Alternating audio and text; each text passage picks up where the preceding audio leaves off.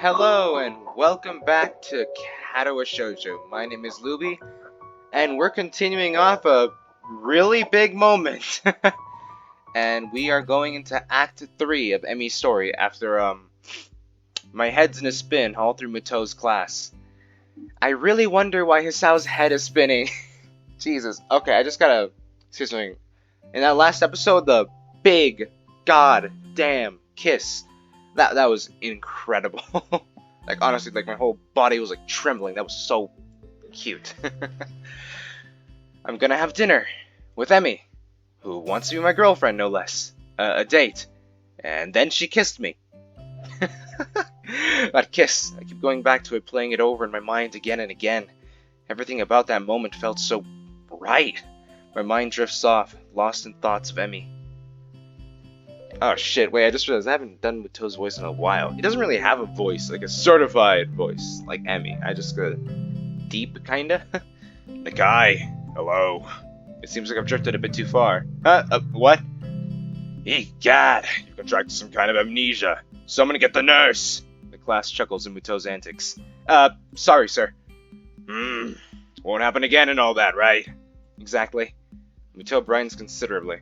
Well, lovely to hear. I'd hate to have my star pupil slacking off after all. I've been doing well, but I hardly qualify as a star pupil, I think. I'm fairly certain this class is the sort that everyone does well in. It's just memorizing formulas. You see, Hisao, memorizing formulas, it's very hard for some people. like me. Jeez. True to my word, I managed to pay attention for the rest of the class. Nakai, may I have a word with you? I wonder if I'm in trouble for earlier. Sure. Am I in trouble? Muto looks genuinely confused for a moment. Beg your pardon? He tilts his head to one side and thinks for a moment. Oh, that. No, you're not in any sort of trouble. There's just a question I want to ask you. What's that? Nothing terrible. I was just wondering what your plans for after graduation are. Are you going to university? Yeah, I guess. I can't really see a reason not to go. Give any thought to what you'll study? Not really. No, I'll come up with something when I get there. Muto laughs. Taking things as they come, eh? I'd argue against it, but that's how I did things when I went to university. Well, not really. I knew I'd go into a science, I just wasn't sure which one. Ended up with physics, but could just as well gone for astronomy or what have you. Actually, I did go for chemistry first, but there are all sorts of things, and Muto trails off and frowns slightly. Okay, so about this whole thing, in Lily's route, Hisao became like a science teacher, right? So, is it the same here? It takes a minute for him to recover his train of thought, and I wait patiently for him to continue. So, anyway, I did a lot of physics as well, because I had an interest in that, but I wasn't sure if it was for me. So I went back to chemistry, and here we are, yes. He smiles at me enthusiastically, as if waiting for me to confirm that, yes, here is where we were. Somehow I get the feeling that Muto had a plan for this conversation, but I'll be damned if I can figure it out. I'm sorry, I'm not following you. Muto frowns and rubs his chin a bit, looking perplexed. He then snaps his fingers as he remembers what the point of all this was. Right, yes, you. Me? Yes, you should look into studying one of the sciences. You're fantastic at it. Unless you'd rather just go in math. Muto makes a sour face. Not a big fan of straight math. I always like the experiments more than the proofs. Hell yeah, Muto, you're speaking my language. You're saying I should study science in university? Muto seems thrown off balance by my question. Well, sort of. Ahem, you could also join the science club. Trouble is, there's not actually a science club. But there could be. You could even be a charter member. A founding father. Of course, you need to find other members. Well, only if you wanted to. We could just start it up with the two of us. And, I give you things to read, and we could talk about them. And I could help you get ready for university and such as well. Wait! Muto rummages around his briefcase and tosses me a book. I feel like I'm talking like a goddamn pirate for him. Read that! If it's interesting, then we can talk about it. Brief history of time. I don't know if I actually want to read this, but Muto seems pretty excited about it. What's it about? Time, space-time, black holes and such. And it's not that dense, just to see if that sort of thing's interesting for you, you understand? Hang around after class so we can either discuss it or I can show you how to make explosives in the lab. Hang around after... Oh. He waves a hand at my quizzical expression. Joking, sorry. Are you kidding me? It was a joke? I want to learn how to blow up stuff with science, damn it. Still, I've kept you here long enough for now. Think about science as a career path, Nakai. I think you'd enjoy it. Okay. I will. Thank you for the book. I leave the classroom and look up the clock. Quite a chunk of time to kill until Emmy's out of practice. Guess I'll give this book a look. I should probably shower as well. Showering before a day's only proper, right? Head back to the dorms. I wonder where I'm supposed to meet Emmy anyway. She said after practice, but she didn't say where I should find her. I guess I can just swing by the track. That's probably best anyways. If she needs a shower, I can just wait for her in her room or something. Or in the hallway, I guess. That'd be better as well. I took a quick shower, remembering to take my medication once I hop out. Now, for a look at this book. Oh, that might be the fastest day in Katawa Shoujo history. That was like 6 minutes. No, less than 6 minutes. Wow. I wake with a start. Oh my god. I just realized, yeah. He fell asleep. Oh no, you stupid idiot. Shit, what time is it? My glance at the clock reveals that I've been asleep for nearly an hour. Oh, thank goodness. Emmy's practice should be finishing up soon.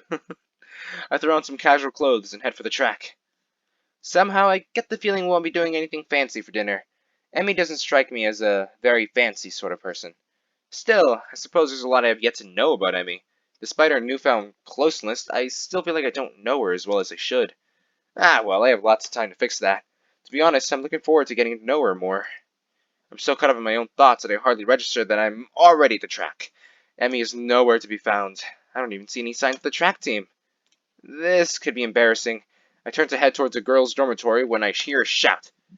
Hey, Sao! I turn around to see Emmy making a beeline for me with a gym bag slung over her shoulder. She's changed into some decidedly more casual clothing, a pair of shorts and an olive green top. Yeah, new sprites, baby! New clothes! Her running blades have been replaced with more realistic-looking legs that probably wouldn't fool anyone. Emmy doesn't seem to care about that, a fact which makes me smile. Hey, you came! I mean, I figured you would, but still. I suddenly find myself wrapped in a rather affectionate hug, and it proves to be impossible for me to keep what must be the world's largest grin off my face. Well, of course I came. I'd be crazy not to, right? Emmy ponders for a moment. You know, that's true. I mean, I'm pretty amazing after all. I shrug in response. I certainly think so. It's an offhand remark, which is why I'm surprised to see that it seems to have caught Emmy by surprise. She blushes and smiles warmly at me before planting a kiss on my lips. Boom! Already the second one, baby. Now it's my turn to be surprised. Emmy steps back, resting her weight on her back heel, looking pleased with herself. My brain fumbles for an appropriate response. ... I should compliment you more often. Emmy laughs and gives me a playful shove. Jerk! I throw an arm around Emmy's shoulders, and I'm pleased when she immediately leans into me as if it were the most natural thing in the world. You guys have been in a relationship for like, 12 hours? So, where to? I'm, not actually sure. Where do people go on dates around here anyway? That's a damn good question. I've got no idea. Why don't we just head down to the Aura Mart and grab something portable? Emmy's face brightens at this idea. A picnic! I think you're onto something, Isao. Emmy snakes her arm around my waist and begins to head for the front gate. I'm entirely unsure of what I meant to do in this situation, but at least Emmy seems to be equally clueless. Despite the relaxing feeling of being with Emmy, I still can't help being a little tense. What if I do something wrong? I'd hate to make an ass out of myself. The trip to the Aura Mart is accompanied by Emmy's chat about how practice went. I keep quiet for the most part, merely enjoying the warmth of being around Emmy. I get a few odd looks from passersby, but I don't mind. I mean, is there anything to give an odd look to? I mean, it's just two teens. Like, for Lily, like, you were leading her around, so I guess I would get, like, looks, but there's, I don't know, nothing to really look at here. I mean, oh yeah, like, everybody in this town is, like, old or something. We wind up buying some bread and instant noodles, realizing too late that we cannot actually cook the latter in the park. Oh, well, I'll make it for lunch or something. That'll work.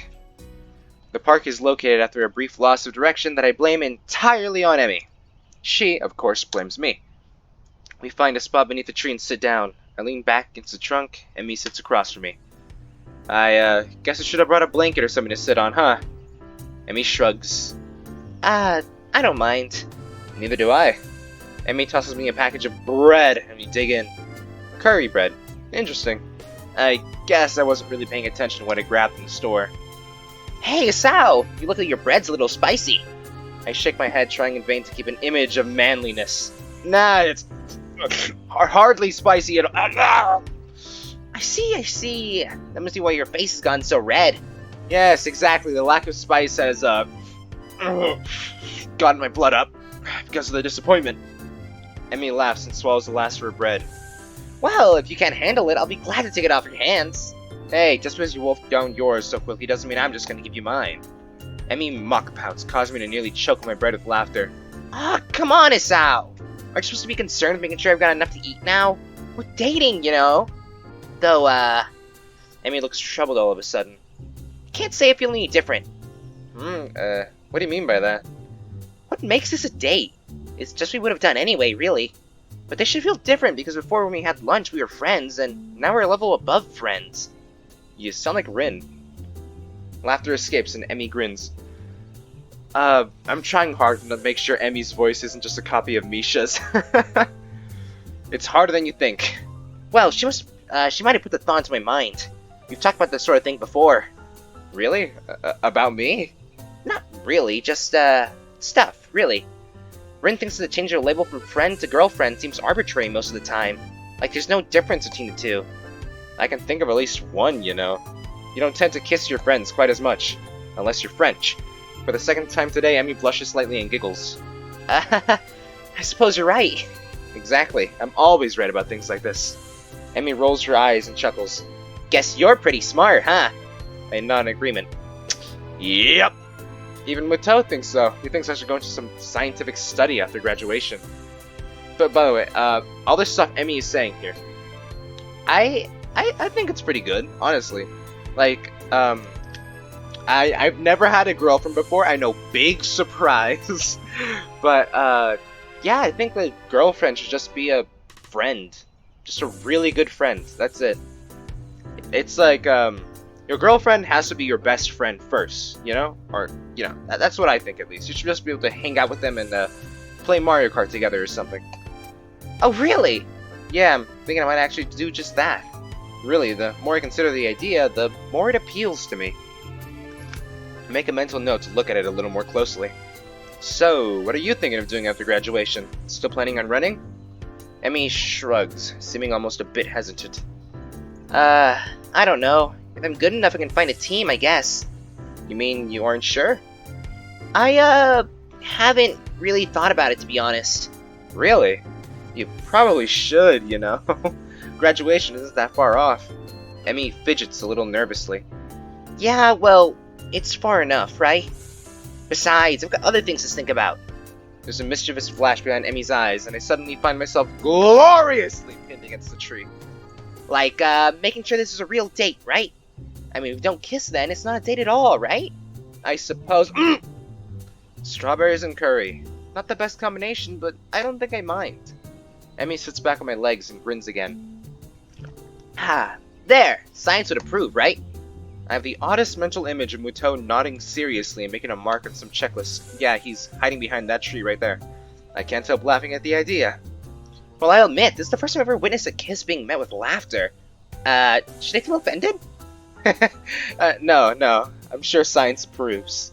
Emmy beams at me, and I find it increasingly difficult to keep my brain functioning properly. Oh, good!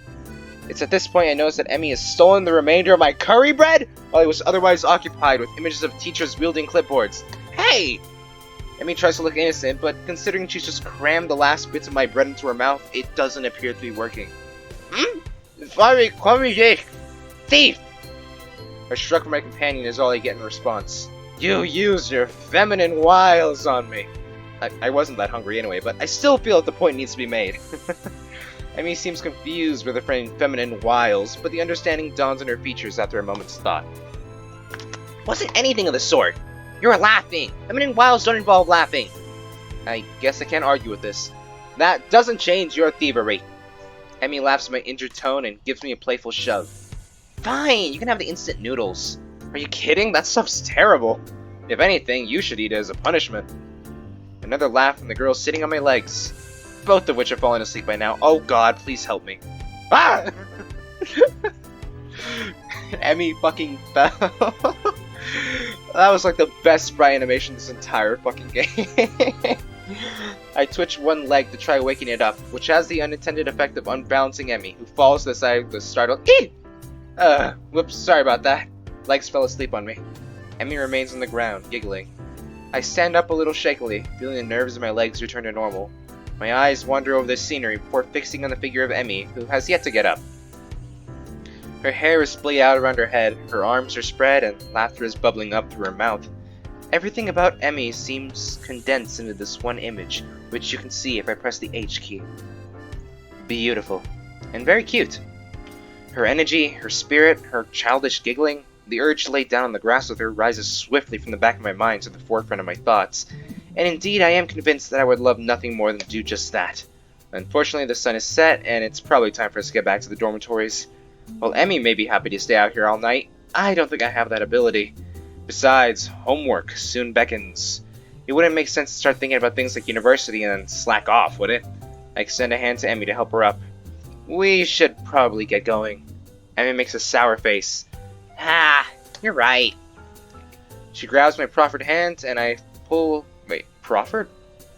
She grabs my proffered hand. She grabs the hand that I proffered. I don't know. And I pull her to... Proffered? What the hell does proffered mean? It has something to do with offered, I guess. And I pull her to her feet and into a hug. This time I'm the one who kisses her, unable to resist having Emmy against me. Seems a shame to leave, you know? Yeah, it does. But if we don't get back to the school soon, we'll probably get into trouble. Emmy pokes me in the ribs playfully. And you need to do your homework, I'm sure. Sadly, you're absolutely right. Jesus Christ, you've gotten like 3 kisses? Hisao has gotten 3 kisses from Emmy in like these 2 episodes. How long did it take to get a kiss from Lily? I throw my arm around her shoulders and we make the trek back to the school, accompanied by occasional bouts of laughter as our conversation jumps from subject to subject. Everything from running, to school, to the peculiar way that one of the cafeteria workers smells. All too soon, we find ourselves outside the girls' dormitory building. Well, I guess I'll be going then. I guess so, huh? Emmy grins at me again with a mischievous look. Are you gonna be able to survive without me? I laugh. I'm sure I'll manage. How terrible! Or just say something like, I'll be counting the seconds you're away. Nah, I don't think so. Emmy pulls me down to a quick goodbye kiss and steps back, looking unexpectedly shy. Thanks for dinner. I really had fun. Honestly, I did. So did I. I think we shall have to do it again sometime. Emmy laughs at my deadpan delivery and nods. See you bright and early tomorrow morning, right? You gotta run off that bread after all. Of course, despite the fact that you ate most of it. Yes, despite that. See you later, Hisao. As Emmy turns her head inside, I notice something weird. Something so weird that I'm surprised I didn't notice it earlier. She's limping slightly, favoring the left leg. Hey, Emmy! Is your leg okay? Emmy looks confused, or at least fakes confusion. What are you talking about? Your right leg. You're limping. There's the briefest flash of concern on Emmy's face. Either she didn't want me to know, or she didn't think I noticed. Or I prefer to think she just didn't realize it. Oh, that! She shrugs casually. Must have gotten knocked a little out of alignment during the picnic. No idea what would have caused that, of course. I think back to being pinned under the tree. Ah, you should have told me. We could have stopped and fixed it, you know? Emmy waves a hand airily. Nah, it's not that big of a deal. Don't worry about it, okay, Sal? It's fine. Why do I get the feeling that she's convincing herself as well as me?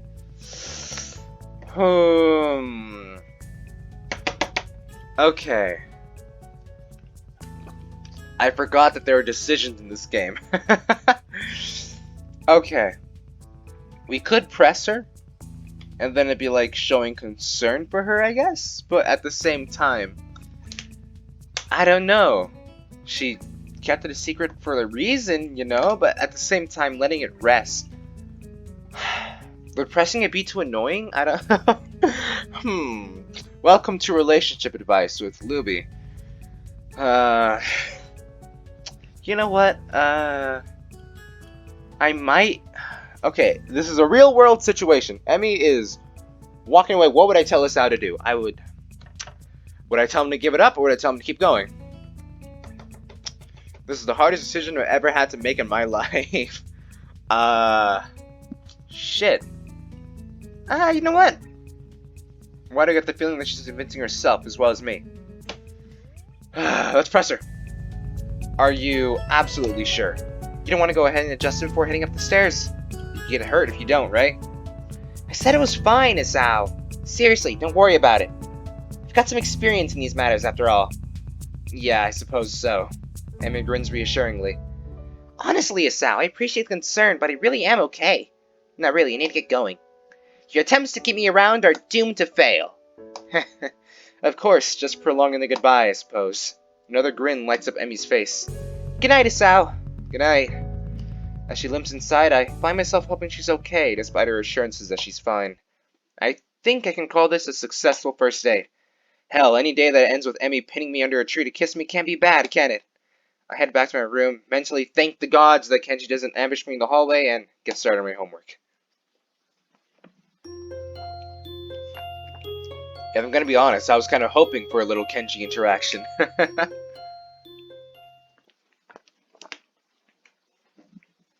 The morning is far too early for my taste. It doesn't help that I had trouble sleeping last night. There were simply too many things to think about. My mind refused to slow down.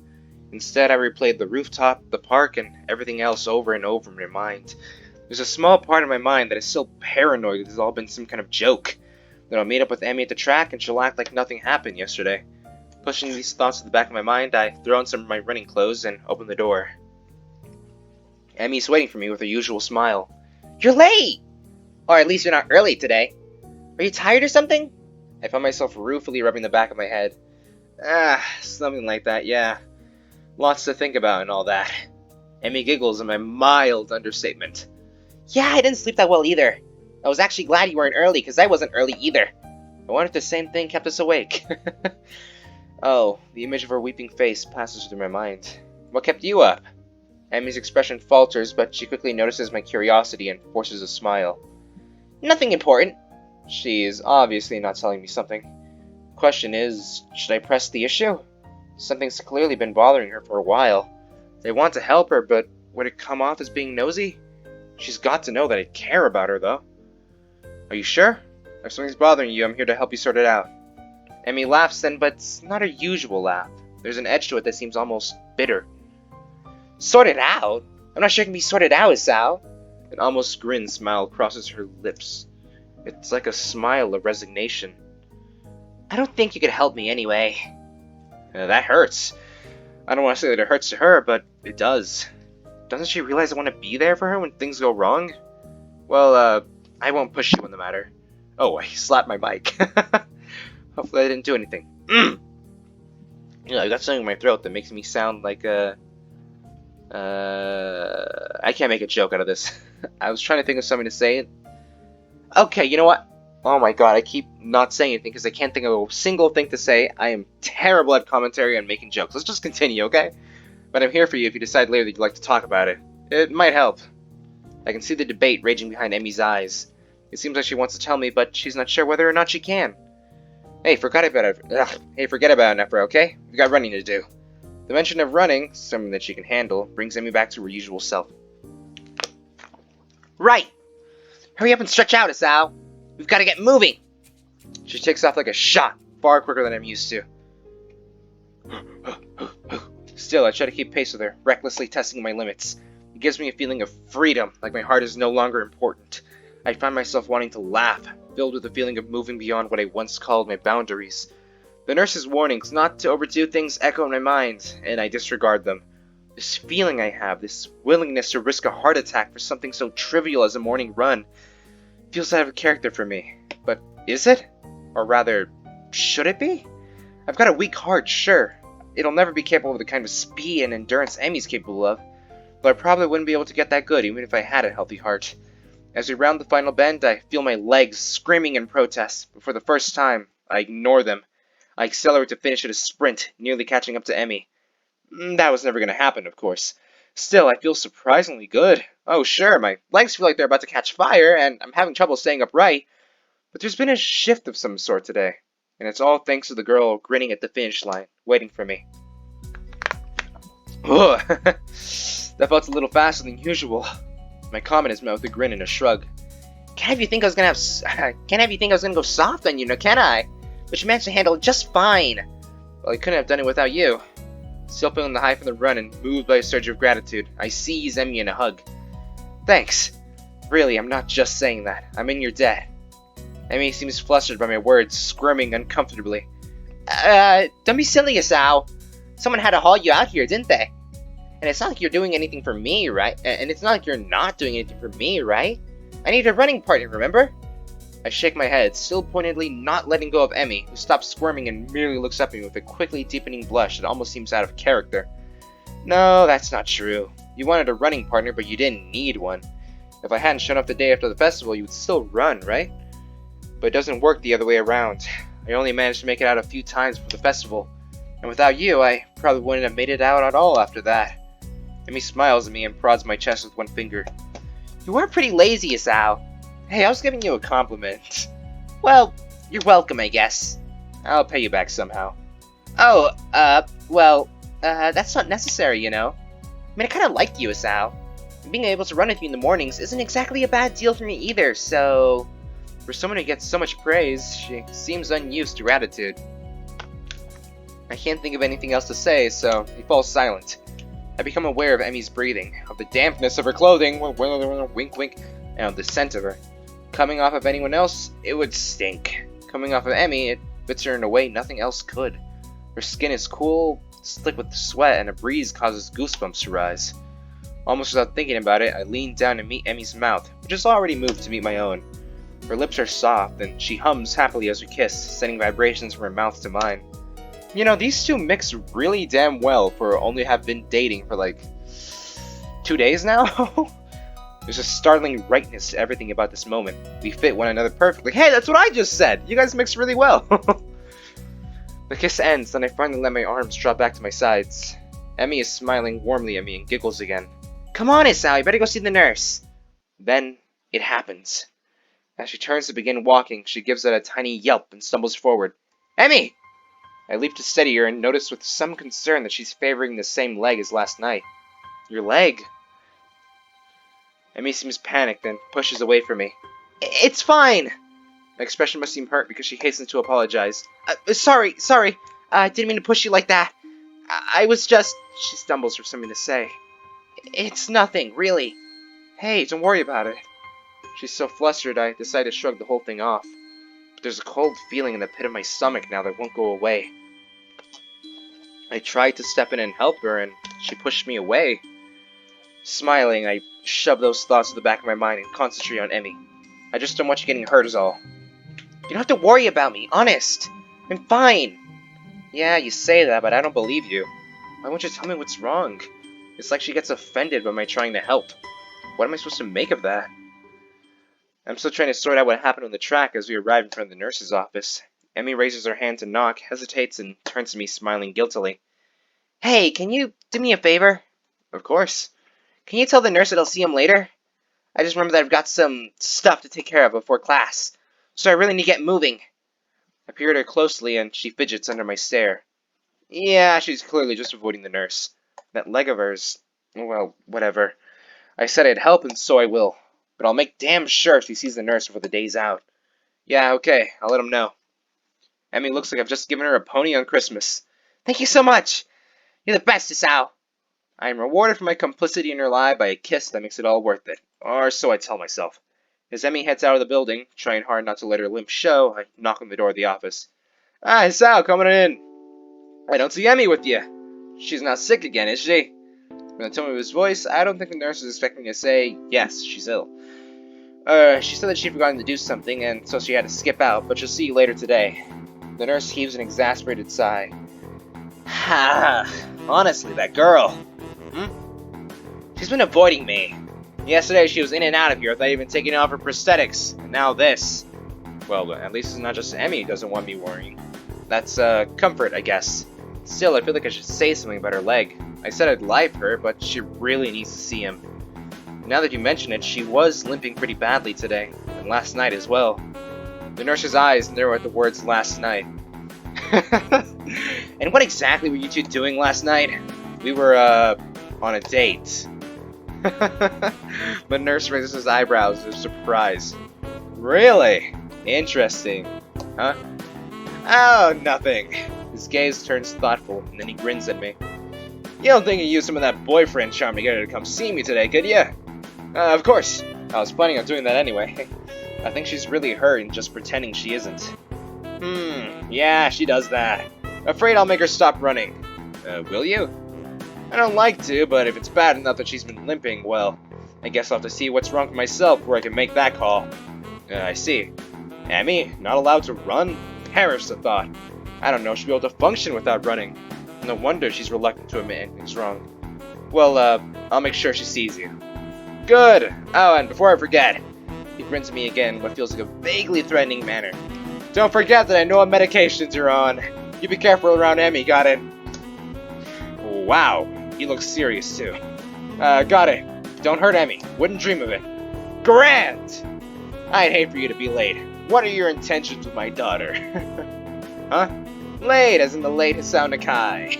Oh. He frowns briefly, dissatisfied. Sounded better in my head. Well, at any rate, get out of here before you miss your first class. You got things to do, I'm sure. Shoo! As I leave, I notice the nurse pulling out his phone and dialing a number. Maiko, your daughter's being a pain in the ass again. I better head back to my room, or I really will be late. Hey, wasn't he supposed to check my heart rate? You're fine, Isao. The lunch bell sounds, and I bring myself out of the stupor I slipped into during the morning's classes. My lack of sleep last night, coupled with the increased pace of this morning's run, has left me a little exhausted. Despite that, I find myself skipping stairs up to the roof. There's a thrill of excitement now, in addition to the pleasure one gets from eating lunch with one's friends. True, both Emmy and Rin are still my friends, but Emmy has become more than that now. Rin is back in her usual spot on the roof, almost as if she's never been absent. Feeling better, I take it? A raised eyebrow is my reward for speaking. Better than what? Better than you felt yesterday. Rin gives my question some serious thought. I'm not sure. I think I might have felt rather good for some of yesterday, but it's all fuzzy. Too much cold medicine? Well, I was asleep, and that usually is pretty good. But I can't remember what it feels like to be asleep, because I'm not conscious for it. It's a real problem. Then again, if I knew how good it felt, I might not sleep anymore. But this way I keep trying, so I guess that's how I can keep from being overtired. An eternal mystery to keep you sleeping at night. Maybe mystery is the wrong word. Tangibility might be the proper way to describe it. I see. Nope, I don't see it at all. I have no idea what she's talking about, but that's okay, since I rarely do. Do you remember what sleeping feels like? Like, yesterday. Do you remember what you felt like sleeping yesterday? Well, I actually didn't get all the sleep yesterday. Maybe that's because you remember subconsciously. Actually, I think I was worrying about Emmy. Doesn't Emmy worry enough about herself? I hadn't considered that, but it gives me pause. True, but would she ask for help if she needed it? Rin frowns, and I raise an eyebrow. Will I get a proper answer? Probably not. Is there something she should be asking for help with? Her leg, for starters. This seems to catch Rin's interest. Leg? It's hurt, but she won't see the nurse about it. Rin shakes her head in disapproval. You have to make her, like she makes me go to class, for her own good. Otherwise, she could lose her legs again, and that's just too weird. Losing things twice. Especially if you don't find them again to begin with. Unless prosthetics are the same as finding something. That's a different kind of lost, isn't it? I think so. I wonder. Wonder what? Emmy seems to have snuck up on Rin and me, though Rin doesn't seem especially surprised, which is itself unsurprising, I suppose. Rin manages to sit herself upright quite expertly, throwing her upper body forward and using her momentum to right herself. Your leg, how's it feel? That earns me a frown and a bit of a glare. It's okay, I think. Not worth worrying about. Tell that to the nurse. He's quite insistent that you visit him, you know. Emmy pouts like I've just told her she's been grounded. He worries too much. It's not a big deal, just a little soreness. I try to resist rolling my eyes in exasperation. If it's nothing, then you should have no problem seeing him, right? Emmy narrows her eyes suspiciously. Did he put you up to this? Oh, clicking my mouse cursor does the same as the H button. It hides the text. Neat. Well, maybe. A little. But that's not the point. I would have reminded you to see him anyway. It'd be terrible to see you really hurt and not doing anything about it. That'd make it worse, and I don't really want to see you hurt, you know? Call me crazy, but I kinda would prefer to see you happy and healthy. With each statement, Emmy's frown fades a little more, until eventually she's grinning, albeit a little shyly. Well, if you're gonna put it that way, then I guess I'll have to see him. Otherwise, you'll keep worrying, and then I'll never get the end of it, right? That's right. I'll keep bugging you about it, and that might put a damper on our dates. How's the food, Asao? Talk to the nurse, Emmy. How's your day, Asao? Talk to the nurse, Emmy. Asao, I think I'm ready to go all the way. Talk to the nurse, Emmy. See, it doesn't work that well. Emmy giggles at my high-pitched rendition of her own voice and gives me an affectionate shove. My voice isn't that high, jerk. I thought it was pretty accurate. Look at her fucking face. I love that goddamn face. It showed up in the picnic scene earlier, and this is amazing. This is an incredible sprite, right? Emmy and I stare at Rin for a while before I burst into laughter. Emmy crosses her arms and huffs, mock offended. You're both jerks. Such vile calumnies from you, young woman. I'm stunned that you would call me, of all people, a jerk. Honestly, I don't know what to think. Emmy sticks her tongue out at me. You ass! So Rin, how's the art club these days? Rin, seemingly as surprised with a sudden change of topic as I am, takes a minute to think before answering. I believe it's okay. Although Namiya keeps telling me to work harder. But I don't think he understands my methods. He always struck me as slightly creepy. Rin ponders this statement for a while. I've never really noticed, but I don't pay much attention to him most days, so maybe that's why. How often do you meet? Thinking of joining us out? What? Nah, I've already decided to join a club. Really? Which one? Well, it's not really much of a club, to be honest. Mucho's just gonna teach me how to blow up the school. Oh, you joined the tea club? No, that was last time. No, I joined the science club, I think.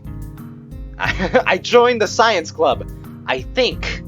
Emmy looks highly confused. We have a science club? Not really. It's just me. Hisao, that's not a club. That's sitting in your room reading books. No, I mean it's just me and Muto. I'm just the only student so far. Muto? Really? A thought strikes her. Oh, is that what you were talking about yesterday? Your meeting with Muto? Yeah, that was our first meeting, I guess. I mean, giggles. Nerd. Hey, I can't help being clever. You know, I could have used your help years ago. You should have had your heart attack earlier in life, Asao. I laugh and then realize this is probably one of the very rare times I've laughed about my heart attack. Hindsight, yeah. Ringing of the bell ends our conversation. Guess we better go. Yeah, I guess so. Did we even eat lunch? Come on, Rin, you too. Rin has apparently begun to doze off, so Emmy gives her a sharp bump. I almost had it. Sorry, but you need to go to class. I disagree, but maybe if I nap in class, I'll get it this time. Changing location is sometimes helpful for that kind of thing. Neither Emmy or I bother asking what it is. As we arrive in my classroom, Emmy gives me a quick way and heads down the hallway, Rin in tow. I turn to enter the classroom to be met with a duo of Shizune and Misha, here to tease me about my relationship. ... Misha seems to be fighting a losing battle to keep from breaking into a fit of giggles while she translates Shizune's latest rant. Well, we are pleased and thrilled to see how well you've managed to make new friends and forge relationships, and with such a cutie too, Hee-chan. I think that last part was probably Misha. ... We nevertheless feel compelled to politely remind you that public displays of affection are strictly forbidden. Really? This is disappointing, Shishan. By Section 8 of the Code of Conduct laid down in the Student's Handbook. ... In this case, however, ignorance of the law may be your excuse, as we are feeling lenient. ... And And the paperwork required to punish the both of you would only add to the already mountainous volume of work which confronts us, the sole members of the student council. And besides, you two are adorable together. ... Therefore, consider this a formal warning and please refrain from such displays in the future. At least when Shizune can see you, Hichan. This whole spiel is so patently ridiculous that I can't ever reply in the same pompous manner. Well, I, for one, feel enlightened. I apologize profusely for my rash actions and will strive to contain my baser impulses which, I fear, impel me towards such inappropriate displays of public affection.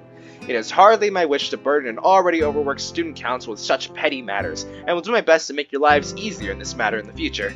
At least when Shizune is watching. This last line is delivered with a wink to Misha, who finally loses control of her laughter. Well said, Hichan. Chuckling a little myself, we enter the classroom. Class is uneventful, and after the final bell rings, I find myself alone with Muto again. I don't want to give you the pirate voice again. So, it looks like we've all assembled for the second meeting of the Science Club. Or is it the first? What do you think? Should we count yesterday as a meeting? I'm sorry, I have to go back to the pirate voice. I don't know what else to give him. Well, we did form the club yesterday, didn't we? That seems like club business, so we can safely call yesterday a meeting. Muto smiles in his usual stilted and awkward way. I wonder if the muscles in his face are just not shaped correctly to let him smile naturally. You really do have a knack for this, I think. Logical thought process, that is. I guess so. A scientist speaks with authority, Asao. The answer here is yes, I do. When the world wants to know how it works, we tell it, even if all we've got is a decent hypothesis. But we must sound certain anyway, because we're the authorities on the subject, right? He chuckles to go along with his awkward smile at his awkward joke. I'm doing my best not to grimace, but I don't think I'm being too successful. That's entirely false, of course. We know a lot, sure, but nobody's an expert on how the world works, if only because nobody can be sure. With no certainty... Oh god, I just burped. I'm so sorry. With no certainty, there are no experts. But we like to pretend sometimes. There's some things we can be certain of, right? Yes, but no. We know gravity's there, for example. To illustrate, Muto picks up a pencil and drops it. See? Still there. But it's good to check every once in a while. That's why you'll still see researchers mucking about with gravity. We're pretty sure we know how it works, but there's always a chance that something isn't how we think it is. So you check and check and check. That's science in a nutshell, Isao. The whole time I've listened, feeling rather spellbound. Muto seems to really be passionate about this stuff, I think. It's hard to tell sometimes. How the world works, how humans work, how the universe works. All these questions to be answered. And depending on what I go into, maybe I could even figure out a way to fix my heart. That said, I don't think that's a real priority for me. Besides, when we start discussing the book he gave me yesterday, I find myself more and more interested in that than my heart condition. Before I even realize it, an hour has gone by. Well, let's call this meeting over for now, okay? We'll have another meeting, tomorrow, or the day after. He considers this for a moment. Call it the day after. I've got a lot of grading to do. Okay, see you then. As I exit the classroom, I realize that I don't really have anything to do tonight. Emmy and I didn't make plans, so I guess I'll go to the library. It beats doing homework in my room anyway. The library always seems cooler than the rest of the building, probably to keep the books from getting damaged by excessive heat and humidity. Books are sturdy objects, but if you want to keep them in good condition, it takes a little effort. I've got several books that are so well worn the pages are barely clinging to the spine. It seems impossible for them to still be usable, but if you handle them with care... I make my way to the main desk, where I spot Yuko busying herself with something or another. She smiles at me as I enter in waves. Hello, Isao. Good to see you again. What are you looking for this time? Nothing in particular, I guess. I just didn't really feel like going back to my room is all. Yuko nods. Well, if you're unoccupied, maybe you can help me look for something? Sure, what do you need? Yuko brings a finger to her lips and looks around furtively. She seems to be looking for eavesdroppers. Come closer. I take a few hesitant steps forward while feeling distinctly unnerved. Yuko lowers her voice to a confidential whisper. I'm on the trail of the Yamaku cat burglar. The what? Shh! The walls have ears, Isao. Or they might. But listen, those missing books, remember them? Yeah. Well, they weren't missing. They were stolen. I'm convinced of it. I remember you saying something of the sort earlier, but how do you know? Yuko leans in closer and, if possible, whispers even lower. Because I found one of his hiding places. You did what? Yuko looks triumphant. Found one of his stashes! It was under one of the stairwells in the boys' dorm. 3 books I've been looking for. All there. I've suspected a thief before, but this proves it. So, did you take back the books? Yuko looks as if just suggested she walk around naked. Are you nuts? He can't know I'm onto him. He might go to ground and evade capture. Huh. So what do you need my help with then? Yuko casts another glance around the library and leans in closer. You got to spy for me. Spy? Yeah, like when you're in the dorms, you know? Keep an eye out for suspicious activity. What constitutes suspicious anyway? I mean, Kenji's a pretty suspicious dude, but I'll wager he barely goes to class, much less sneaks into the library to pilfer books. Still, what's the harm in saying yes? At the least, it'll get me out of this weird conversation. Yeah, I can do that. No problem. Yuko straightens up and claps excitedly. Great! Now, hurry up and talk about something else in case someone else comes in. How's the school treating you? Pretty well, actually. I've been running in the mornings with... Emi Barazaki, right? Yeah. How'd you know? I served you two in the tea house, remember? I deduced that if you're gonna run with anyone, it would probably be her. She looks pleased with herself. Impressive. Anyway, yeah, we've been running in the mornings, and we kinda started dating? Yuko claps her hands together excitedly. Really? That's great! I bet you two are great together. I love seeing people finding one another like that, you know? I even thought to myself when you walked to the Shanghai that one time, wonder if that kid will wind up with one of those girls. Really? Yuko doesn't seem to notice my somewhat weirded out tone and nods affirmatively. Yep, I can tell you wind up with one of them, you know? I've got an eye for that sort of thing. Of course, Her expression droops slightly. I'm not so good at it myself. I'm sure that's not true. Oh, it's true. I met this guy once, got along really well, but it turned out he was younger than me. And that was kind of weird, but not terribly so. What was really weird is they disappeared one day, and I've not seen him since then. Oh, that does seem kind of odd. He might have gotten kidnapped. Doesn't it? Hope it wasn't something I did. I feel compelled to reassure her. I'm sure it wasn't. I intend to try and calm her down further, but the both of us jump in surprise, the ring suddenly coming from my pocket. Yuko sighs to steady herself as I pull the phone from my pocket. I feel a little sheepish for indirectly causing the incident. Emmy, what's up? Oh, thank God I haven't called your phone before, so I didn't know if this number would work or whether you would pick up, and I can't... Whoa there, Emmy, slow down. What's wrong? There's a pause on the other side of the line, during which I can hear Emmy trying to control her breathing in order to calm down. Something's got her terribly agitated and starting to agitate me. Can you stop by? Like now, or shortly after now. I really need to talk to you. There's a tone of pleading in the last sentence that I don't think I've ever heard from her. Of course, I'll be right there. Hold steady, okay? In my increasingly agitated state, I've apparently started saying things that don't quite make sense. Okay, I'll be okay. See you soon. I press the button to end the call before slipping the phone back into my pocket. Apologize to Yuko for running off, and run off. Perhaps at some point I would have stopped to think about the time, or how suspicious it looks for a guy to enter the girls' dorm at this hour, except right now, I'm just concerned with getting to Emmy and finding out what's wrong and how I can help her. And knocking the door and greet with a subdued, "Come in." Something is very wrong as I stare at the scene before me. Emmy's there, yeah, but she's in a wheelchair, and her legs are missing. I glance around the room and see them sitting in a corner, looking like they've been thrown there. Okay. She's in a wheelchair, okay. Emmy responds to my entrance with a lopsided grin that's both pleased to see me and completely, utterly heartbroken. Hi, Asao. Looks like she's been crying, but if she was, she stopped now. I notice I'm a little out of breath, having taken the stairs 2 at a time in order to get here. My heart doesn't seem to mind the strain, though. I file this happy fact away for later consideration. Like when I am not staring somewhat dumbstruck at my girlfriend in a wheelchair. Realizing I'm still not responding to her greeting, my brain lurches into gear. Emmy? What happened? Guess I should have listened to you, Asao. My leg's got a nasty infection. I'm not allowed to run in it for at least a couple of weeks. Oh, God. She gives a bitter laugh that shouldn't be coming from her. I can't even walk on it. I could have used a crutch and kept one of my legs, but I didn't see the point. Why hop? You can't run on one leg. At least this way I can still, I don't know, roll fast or something. Yeah, that's good, right? My awkward attempt to look on the bright side seems appreciated, but not really effective. Emmy shrugs again. It's just kind of a nuisance. I mean, we can't even eat up on the roof anymore. No wheelchair access. Yeah, but that's not a big deal, right? I mean, we can still eat together, and that's the important thing. That lopsided grin again. It hurts to look at. I suppose so, yeah. But like I said, it's a nuisance. I mean, I haven't really used a wheelchair in... She thinks for a minute. maybe 7 years? Something like that anyway. A long time. I'm afraid I'm a bit out of practice. Well, fortunately, it's only temporary, right? Emmy nods. Oh, yeah, of course. It's not like I've lost him permanently. But it's a pain in the ass all the same. I nod sympathetically. There's not much else I can do, after all. What am I gonna do? Say I told you so?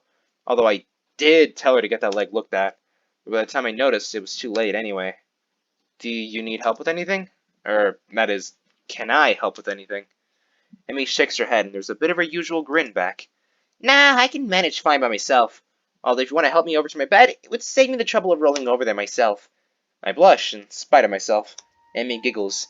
You're such a prude, Asao. I'm not a prude, I just wouldn't want to take advantage of a young woman such as yourself. It's ungentlemanly. I wheel Emmy's chair to her bed and easily scoop her up and deposit her there. She quickly sorts herself out and sits on the side. She's actually a little heavier than she looks. It would be rude of me to observe this aloud, of course. Man, you're kind of heavy.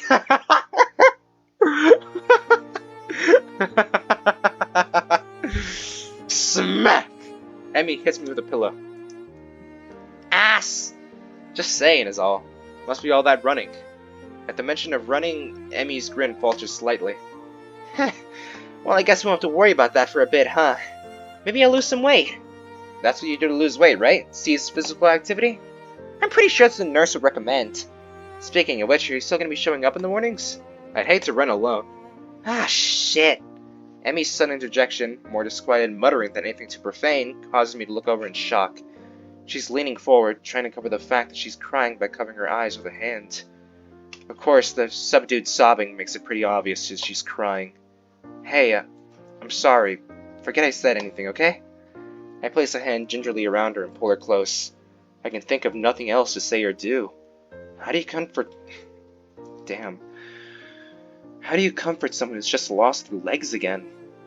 Emmy wraps me in a hug and stays that way for a while. Sorry. I'm pretty bad at this whole comforting thing, I guess. Don't say that. I'm fine, really. Her voice is slightly muffled by my chest. I pat her head reassuringly. That's the spirit, right? You'll get through this fine, I know it. Besides, I'm here to help you, remember? Emmy lifts her head and stares at me with tear-stained eyes. Can you? Can you really?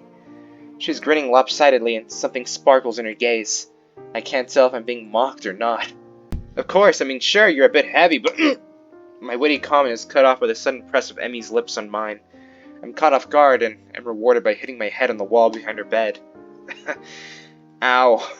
Emmy pulls back, trying to look concerned rather than like she's about to laugh. Are you okay? Sorry. I rub my head ruefully and grin back at her. Caught me off guard there. Is that going to become a habit? Am I going to be lectured by Shizune and Misha more? At the mention of the duo, Emmy giggles. Honestly, those two. If I didn't know why, I'd be utterly confused as to why she hangs around with someone so bossy. Which one are we talking about? You know exactly which one is Sao. Misha's hardly bossy. So what's the reason then? Huh? The reason why Misha hangs out with Shizune. Emmy waves my question off with a smile. No idea. I see. Anyway, you seem forgetting the original question, don't you? Oh, yeah, I guess I am. You wouldn't mind giving a guy a little warning, would you? Otherwise, I'm liable to wind up with a concussion. I emphasize the point by rubbing at the back of my head. Emmy giggles madly. You could wear a helmet. Some kids here do, you know. Or I could just take revenge. I grab a pillow from beside me and whack Emmy over the head. She died again! Emmy topples off the bed and lands on the floor with a thump. Her arms promptly reappear in the bed and she manages to pull herself back up. She really has a surprising amount of strength in that little body. Her face is turned downwards and away from mine, making me think I might have accidentally hurt her. Emmy, you okay? You didn't hit your... A hand shoots up and grabs my collar. She pulls me with a sharp tug, her face now barely an inch away from mine as she grins cheekily. Emmy? She gives me a sharp headbutt, our foreheads making quite a loud thud. Oh my god, she just killed me. I sit back and rub my now sore head as Emmy smirks victoriously. How's that for revenge? No fair. You can't take revenge for revenge. For someone missing most of her legs, Emmy's surprisingly agile. I swipe at her, but she deftly rolls out of the way and lands a hit with her pillow. Of course, the odds are against her. I can stand up for starters. Ugh.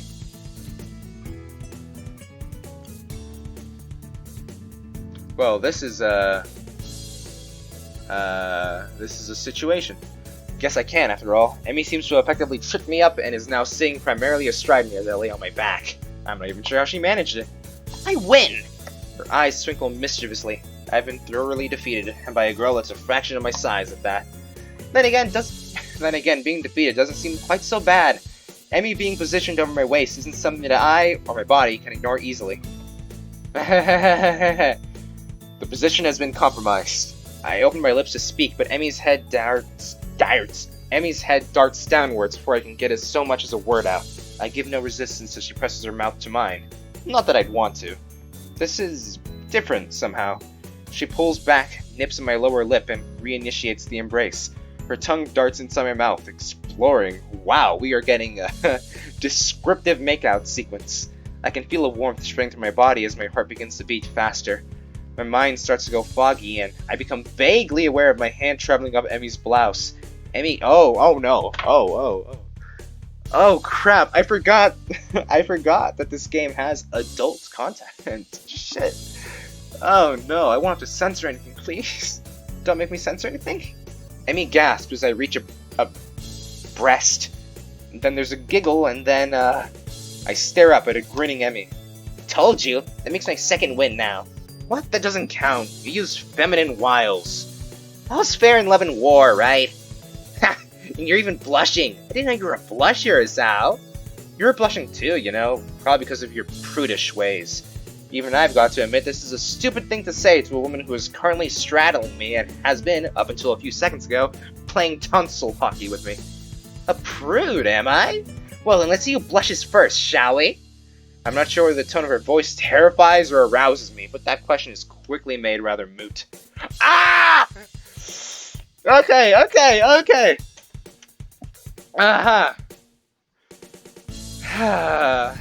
Well, guess I have to get back into the editing program. In a motion of practice ease, she peels her blouse off and tosses it carelessly aside, her bra and skirt quickly following onto the floor. Ha! I fight the urge to blush. It's a rather hard task. Escalation, is it? My own shirt follows suit, albeit with some difficulty thanks to my position. Emmy mock yawns. Not to try harder than that. Ah! My hands gently caress Emmy's bare skin, causing her to shiver. It would seem that my hands are acting on their own again. If our position had let me, I'd probably have finished her undressing for her. You know what really sucks about this? I have to censor like this part specifically. I have to censor like exactly where the text box is. That sucks.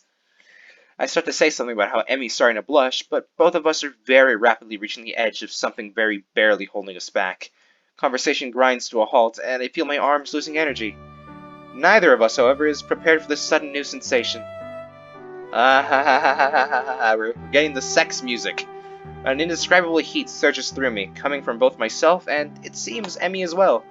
With one hand on my chest to steady herself, and another holding mine to make sure that I can't have my way with her body again, she looks quite pleased with herself. And then, after a moment's hesitation, she moves. Okay, I'm gonna be narrating all this in the most deadpan voice ever, okay? I'm very sorry. And she moves again, and again. As she moves, Emmy's breath hitches. My breathing is starting to come faster and more raggedly as well. I'm trying to get through this as fast as possible. Emmy's body shivers and shudders against mine. I can feel her starting to lose her balance. It must be harder for her to keep steady because she's missing her legs. I steady her as best as I can, cupping my hands around her backside. It's firm and taut. Makes sense considering how much she runs. Potential power in those muscles makes them flex as she responds to my touch. What I failed to take into account is the fact that my attempt to steady Emmy kind of slides her forward, and, well, it feels amazing. Her panties slid... Oh my god.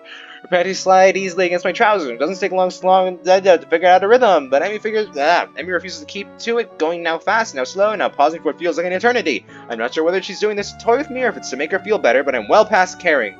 The heat between us is growing more intense, and I can't hold back a gasp. The noise only seems to drive Emmy along.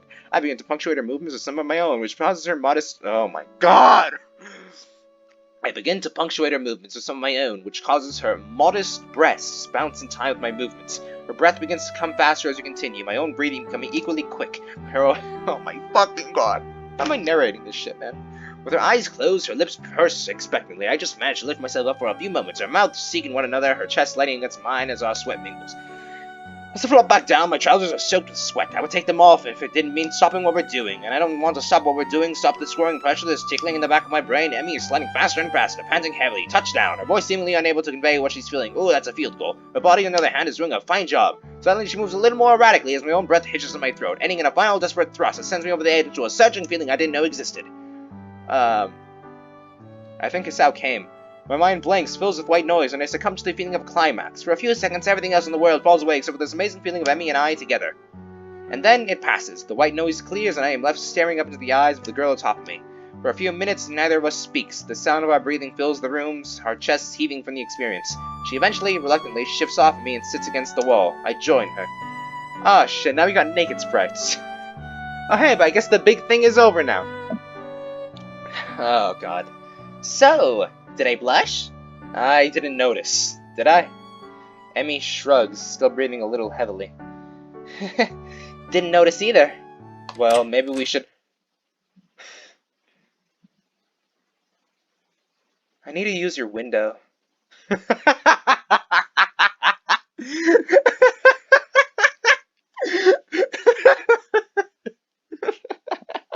My first instinct is to hide, but then I realize that I'm still utterly exhausted and sitting next to a topless Emmy, so there's no running away.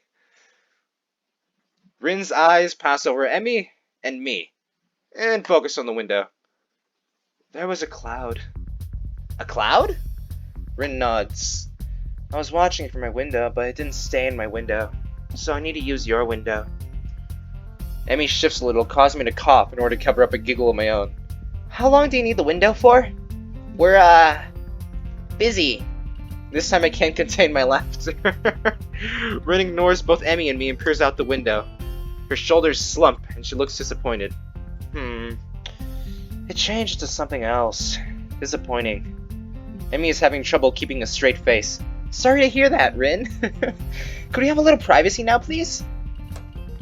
Rin shrugs as if to say, can you? And hooks her foot around the door, pulling it closed behind her. We both dissolve into raucous laughter, unable to deal with Rin's bizarrely timed visit any other way. After our laughter dies down, I look to Emmy. We're both a total mess. Well, Emmy raises an eyebrow. Well? Again?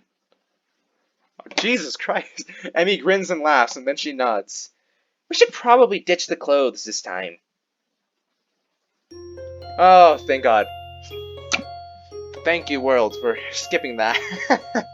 But that was cute, though. I mean, I could just skip all of these. That's a thing I could do. But, you know, that's really fucking cute. It is really damn cute. I don't know how the writers of this game do it, but they make the sex scenes very cute and not at all, like, what's the word? Stimulating? It's not as much stimulating as it is just so fucking cute. And then the fucking Rin walks in. Are you kidding me? That's the fucking most hilarious shit ever. But yeah, we've been here for like about an hour. So I think that's all the time I have for today. We're ending on a sex scene, ladies and gentlemen. Oh my fucking god. Rin walking in is just fucking one of the best moments of this game. But yeah, thank you for watching this episode of Katawa Shoujo, where we just got to the first 18 plus scene in Emmy's route. So thank you so much for watching. Hope you enjoyed. I had a lot of fun this episode. You know, there's a lot of great stuff. I'm honestly really happy with how the story's going. It's cute. It is a very cute story, and I honestly really, really like Emmy. So, I'm having fun. Hope you guys are too. Thanks for watching this episode, and I'll see you next time. Peace.